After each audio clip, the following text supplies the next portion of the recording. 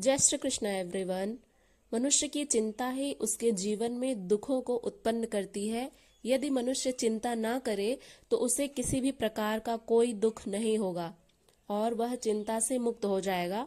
आज की इस वीडियो में हम लोग यही जानने वाले हैं कि किस प्रकार से चिंता से मुक्त हुआ जा सकता है और किस प्रकार से हम अपने कर्मों को चिंता से रहित होकर कर सकते हैं। तो आइए आज के इस वीडियो में आप सभी का स्वागत है। प्रारंभ करते हैं अष्टावक्र गीता के ऋषि अष्टावक्र जी राजा जनक से कहते हैं, चिंतया जायते दुखम नान्यथे हेति निश्चयी तया हीनः सुखी शांतः सर्वत्र गलित स्पृहः।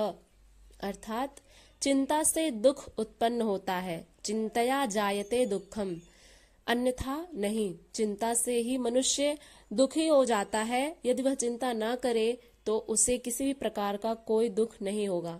जो व्यक्ति ऐसा निश्चय पूर्वक जानता है वह सुखी है और शांत है। सर्वत्र उसकी स्पृहा यानी इच्छाएं वो गलित हैं और वह चिंता से मुक्त है। अब आगे इसको हम लोग व्याख्यायित रूप से जानेंगे कि इसमें अष्टावक्र जी क्या कहना चाह रहे हैं।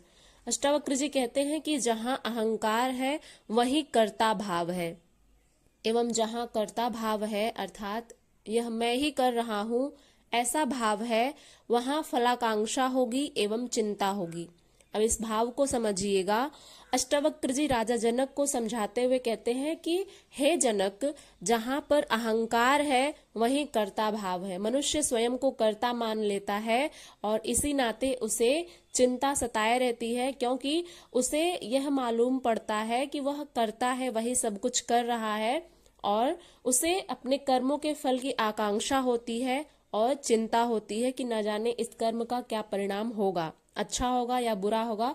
तो यही सभी चिंताएं उसको घेरी रहती हैं। इसलिए जहां पर अहंकार है वहां कर्ता भाव है और जहां कर्ता भाव है वहां यह मैं ही कर रहा हूं ऐसा भाव है, वहां फलाकांक्षा होगी एवं मनुष्य वहीं पर ही चिंता से ग्रसित हो जाता है। अष्टावक्र जी कहते हैं कि जहां चिंता है वहीं दुख है। ज्ञानी ही ऐसा मानता है कि मैं कर्ता नहीं हूँ, निमित्त मात्र हूँ, अर्थात मैं साधन हूँ और जो कुछ भी हो रहा है वो ईश्वर की इच्छा से हो रहा है। सभी कर्म ईश्वर के ही कर्म हैं, उसी के आदेश एवं प्रेरणा से मैं यह सब कार्य कर रहा हूँ। ऐसा मानकर कर्म करने वाला भार रहित होकर चिंता मुक्त होकर जीता है।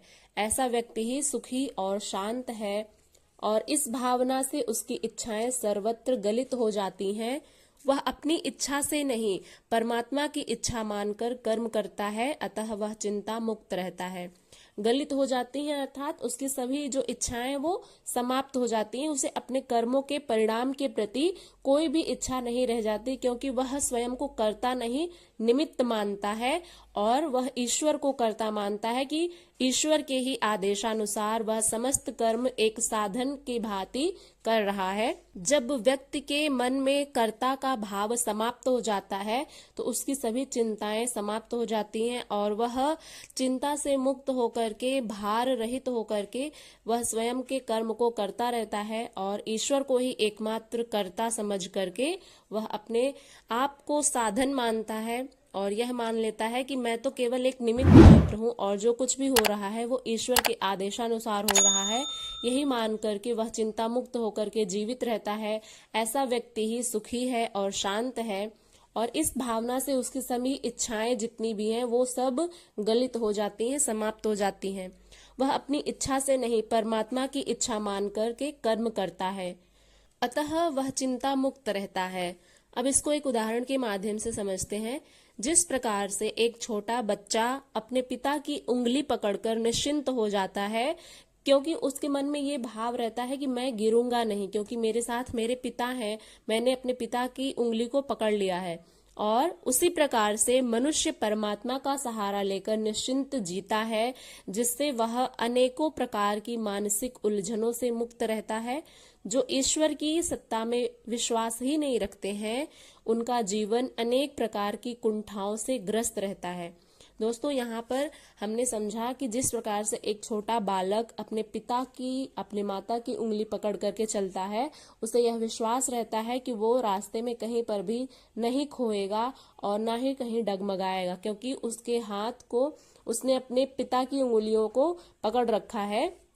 और इसी प्रकार से जब मनुष्य उस परम पिता परमात्मा के हाथ को पकड़ लेता है और उसी के सहारे निश्चिंत होकर के जीवन यापन करता है और अपने आप को निमित्त मानकर ईश्वर को कर्ता मान करके उन्हीं के आदेशानुसार सभी कर्म करता है, तो ऐसा व्यक्ति चिंता रहित होकर के सभी प्रकार की मानसिक उलझनों से मुक्त होकर के अपना जीवन जीता है।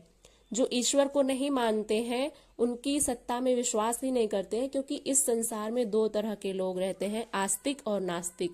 जो व्यक्ति ईश्वर को मानता है उन्हें आस्तिक कहते हैं और जिन्हें ईश्वर की सत्ता में विश्वास नहीं है उन्हें नास्तिक कहा जाता है।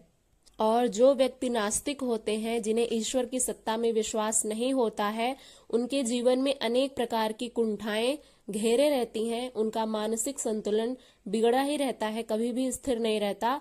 अतः मानसिक संतुलन को बनाए रखने के लिए ईश्वर की ऐसी धारणा अत्यंत महत्वपूर्ण है।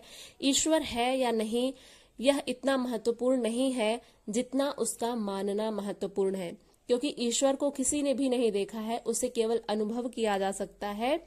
इसलिए यह इतना महत्वपूर्ण नहीं है कि ईश्वर है या नहीं, जितना महत्वपूर्ण उनका मानना है। जब हम ईश्वर को मानने लग जाते हैं तो हमारे साथ बहुत तरह की अच्छी चीजें भी घटित होती हैं, जो कि एक नास्तिक व्यक्ति के साथ नहीं घटित होती। तो दोस्तों, आज की इस वीडियो में हमने ये सीखा कि हमें ईश्वर की सत्ता में विश्वास रखना है, जिससे हमारा जो मानसिक संतुलन है वो ठीक रहे और हमें किसी भी प्रकार की कोई चिंता ना रहे। हम अपने जीवन में चिंताओं से मुक्त रह करके अपने प्रत्येक कार्य को कर सकें और केवल एकमात्र सत्ता जो करता है वो ईश्वर को मान करके, अपने आप को निमित्त मान करके व्यक्ति जब कार्य करता है तो वह सभी चिंताओं से मुक्त हो जाता है। उसे ना अपने कर्म के परिणाम की चिंता रहती है और ना ही किसी अन्य चीज की। तो दोस्तों, हमें भी अपने ईश्वर पर विश्वास रखना चाहिए और उन्हीं पर विश्वास रख करके एक छोटे बालक की भांति अपने परमात्मा के हाथ को पकड़े रहना है और अपने जीवन के कार्यों को करते चलना है। तो आज का ये वीडियो आप लोगों के लिए कैसा लगा कमेंट बॉक्स में ज़रूर बताइएगा, और चैनल पर यदि नए हैं तो सब्सक्राइब कर लीजिएगा और इसे ज़्यादा से ज़्यादा लोगों तक शेयर करिएगा ताकि उन्हें भी इससे लाभ हो सके। मिलते हैं इसी तरह की अन्य वीडियो के साथ, तब तक के लिए अपना ध्यान रखिएगा। हरे कृष्णा।